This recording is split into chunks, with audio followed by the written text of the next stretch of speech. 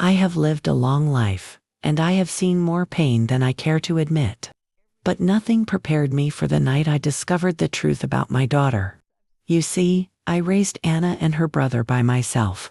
Their father died when they were still young, and I had no choice but to become both mother and father. I worked 2 jobs just to keep food on the table, walked miles to save money on bus fare, and skipped meals so they could have full stomachs. I was proud of how they turned out. Anna was my sunshine child, bright, beautiful, and stubborn. She always had a fire in her, even as a little girl. She was the one who would argue with me over bed, sneak cookies when I wasn't looking, and ask questions about the world that I didn't always have answers for. When she grew older, she met Daniel, a good man, polite, hardworking, and patient. I thought my Anna had finally found her match. When they got married, I cried tears of joy.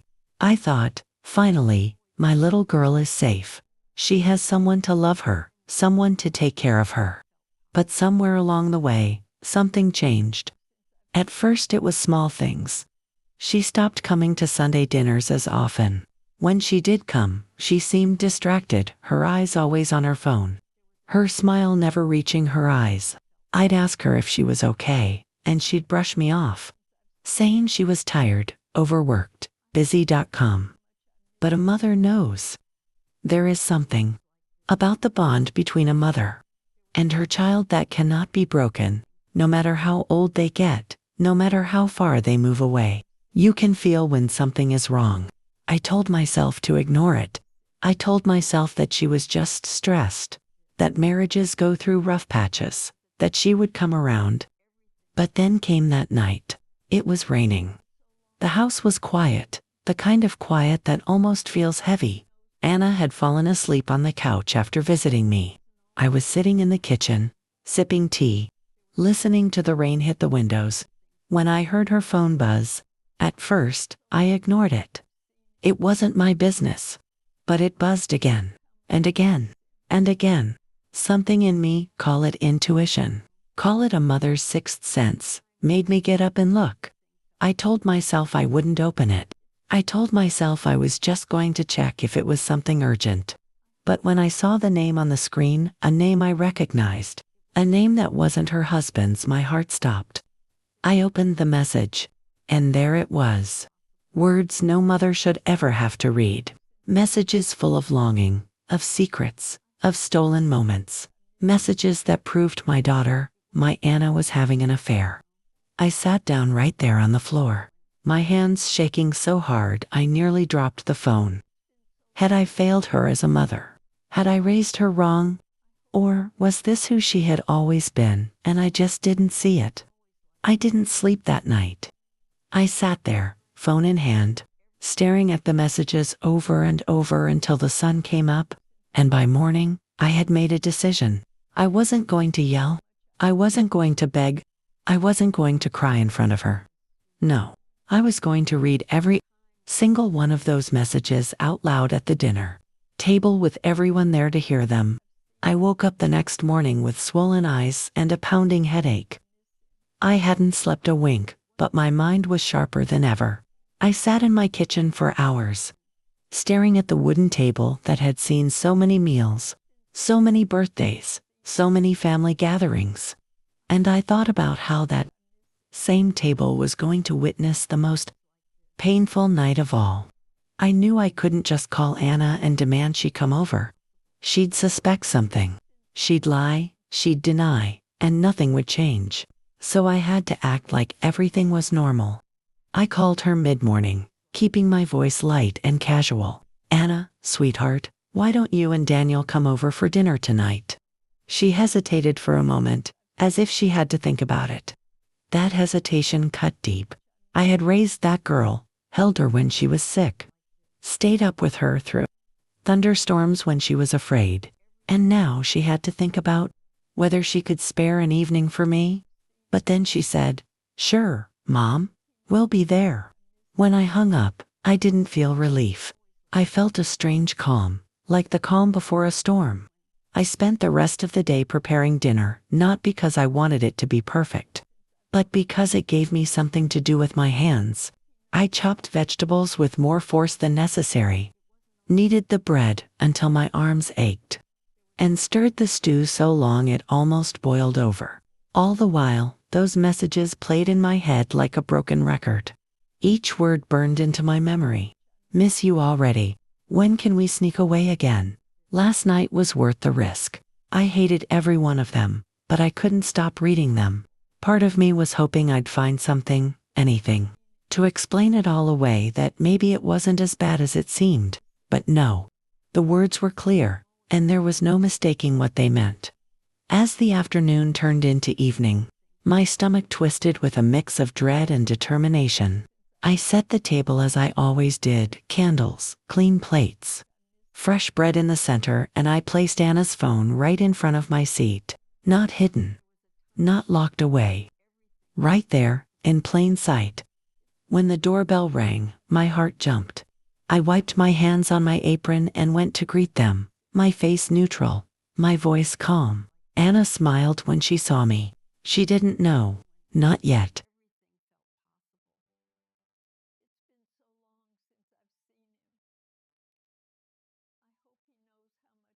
Daniel kissed my cheek and thanked me for inviting them.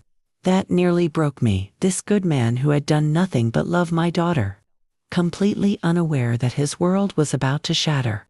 We sat down to eat, and for the first 15 minutes, I played the part of the perfect hostess. We talked about work, the weather, a new neighbor who had moved in down the street, but every word felt like it was coming from far away. My hands were cold, my heart racing. Finally, I couldn't hold it in anymore. I pushed my chair back slowly, the sound of wood scraping against the floor echoing in the quiet room. I reached for the phone, unlocked it with ease. She hadn't changed her password, and placed it in the center of the table. Anna froze. Daniel looked confused, and I said, in the calmest voice I could muster, "Anna, I think it's time we all had an honest conversation." I held the phone in my hand for a long moment. The room was silent except for the ticking of the old wall clock. Anna's fork hovered midair. Daniel looked at me, confused and a little nervous. And I said, slowly, clearly, so there could be no mistake, "I know everything." Anna's face went pale. Her fork slipped from her hand and clattered onto the plate. "I know about the texts," I continued. "I know about the nights you said you were working late but were somewhere else. I know about the lies." Her lips parted as if she wanted to speak, but no words came out. I unlocked the phone and opened the messages. My hands didn't shake anymore. They were steady, strong, as if all the fear had burned away and left only determination. I began to read aloud. Every message, every word, every disgusting, heartbreaking detail. I didn't look at Anna while I read. I looked at Daniel. At first, confusion filled his face. Then disbelief. Then pain so deep I could almost feel it in my own chest. Anna reached across the table, begging me to stop, but I kept going. "I wish I could wake up next to you every day." I read, "Last night was worth the risk. Let's do it again soon." Daniel pushed his chair back suddenly, his face red, his jaw clenched. "Who is it?" he demanded, his voice shaking. Anna started crying, but she didn't answer. So I did. "It's Mark," I said quietly. Her silence confirmed it. Daniel's brother. His own flesh and blood. Daniel's chair tipped over as he stood up, hands gripping the table as if to keep himself from exploding. "You betrayed me," he said, his voice low but trembling with rage. "You destroyed everything." Anna reached for him, sobbing, but he pulled away like her touch burned him. I stayed seated, my eyes fixed on the table. Because if I looked at her, I wasn't sure what I'd do. "Get out," Daniel said finally. The house was too quiet the next morning. It felt heavy, as if the walls themselves had absorbed the shouting, the crying, and now sat there holding the weight of it. I didn't sleep that night. I sat in my chair by the window, staring out at the darkness, my hands folded in my lap, my thoughts running wild. I kept hearing Anna's sobs as she ran out. I kept seeing Daniel's face. The way the life seemed to drain out of him as I read those words. A part of me wanted to feel guilty for blowing it all open. Guilty for reading the texts out loud. But another part of me, a bigger part, felt something else. Relief. The truth was out now. No more secrets. No more pretending.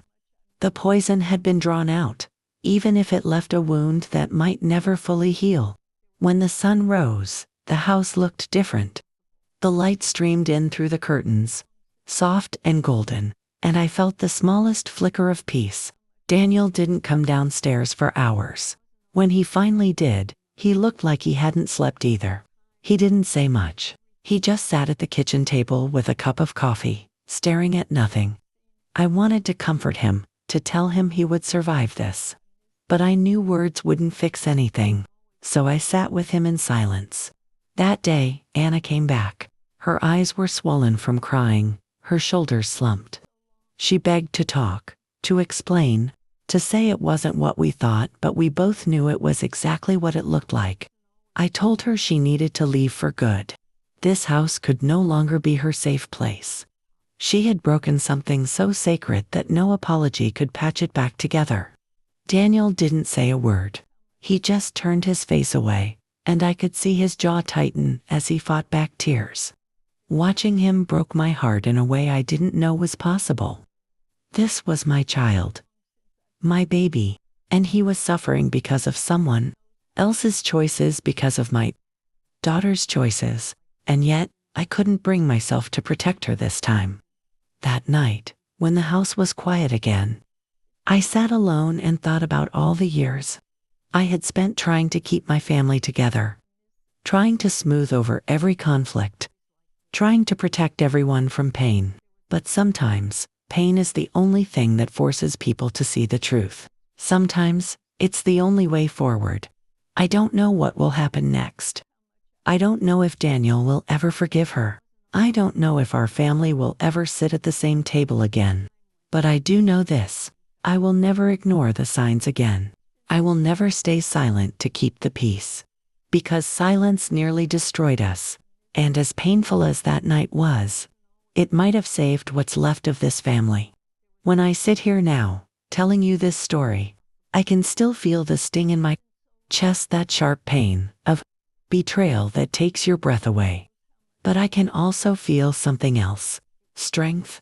You see, when you're a mother, you spend so much of your life giving, and you do it gladly, because you believe it will hold your family together. But sometimes, no matter how much you give, people choose to throw it away. They choose selfishness. They choose betrayal. And when that happens, you have two choices. You can let it break you, or you can let it turn you into something stronger. I chose the second one. That night, the night I read those texts, I didn't just expose my daughter's secret. I exposed every fear I had been hiding. The fear that my family was drifting apart.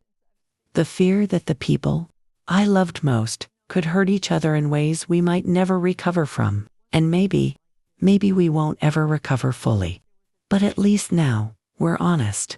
At least now, we know exactly where we stand. Daniel still doesn't talk much about what happened. He's hurting, but he's healing in his own time. I watch him every day, and I see that he's starting to breathe again. Starting to smile at small things again. As for Anna, she lives somewhere else now. She calls sometimes, and I can hear the guilt in her voice. I hope one day she truly understands what she did. Not just to her brother, but to the family that loved her. I'm not telling you this story to make you pity me. I'm telling you because maybe, just maybe, you need to hear it too.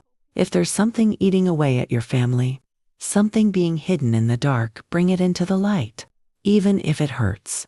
Even if it shatters what you thought was unbreakable. Because pain passes, but living in lies, that can destroy you from the inside out.